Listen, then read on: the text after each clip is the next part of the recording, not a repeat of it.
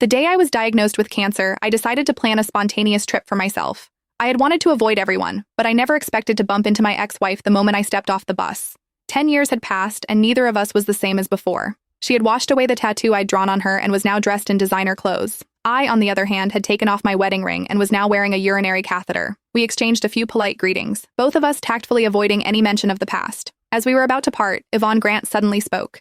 "Nick, do you still hate me?" I gently shook my head and replied frankly, "I stopped hating you a long time ago. I simply didn't have the energy or the time for hatred anymore. In the last moments of my life, I just wanted to see the cosmos flowers blooming across the grasslands." Winter arrived early in this region, and the August wind already carried a biting chill. Our car hadn't arrived yet, and Yvonne glanced down at me before silently unwrapping her scarf and draping it over my shoulders. The scent of perfume mixed with cigarette smoke washed over me. It was Harvey Scott's signature scent. I sneezed, politely declining Yvonne's offer. "No need to be so polite, I'm allergic to cigarette smoke." Yvonne seemed a little surprised. "Isn't your favorite?" She trailed off, stunned for a moment, and took the scarf back without another word. Instead, she just quietly tilted her umbrella slightly more in my direction. We're long past the age of recklessly getting soaked in the rain together, and we've also lost the right to share an umbrella. I didn't want to linger with Yvonne any longer, so before she could speak again, I quickly ducked into the taxi waiting nearby. The taxi driver, who had been watching us while cracking sunflower seeds, joked with a laugh.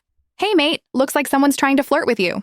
She's a pretty one. Aren't you going to consider it? She's been looking back at you ever since she left the station until you got into the car." I took 2 pills from my bag and shoved them into my mouth, answering somewhat indistinctly, "No, I'm not considering it. That woman is my ex-wife. We divorced 10 years ago." The driver was taken aback, scratched his head in embarrassment, and deliberately changed the subject. "Oh, I see. Hey buddy, you're here to see the cosmos flowers too, right? It's a shame you didn't come a bit earlier. They're almost all gone." I turned my head to look out the window. The dripping rain blurred Yvonne's retreating figure, and I couldn't see the road ahead clearly. I took a sip of water, suppressing the bitterness in my mouth, and said softly, "I had originally planned to come earlier. But my mom passed away in June and I was the only one left to handle things, so I couldn't get away. In July, I had to undergo chemotherapy, which is why I couldn't find the time. I kept putting it off, and now, here I am." After hearing my explanation, the driver fell completely silent. He stammered for a while and finally just quietly paused the meter in front of him. Seeing this, I couldn't help but laugh out loud. "No need to be so polite, bro. Life and death are a matter of fate. I've long accepted that. The road is still long anyway. Let's chat."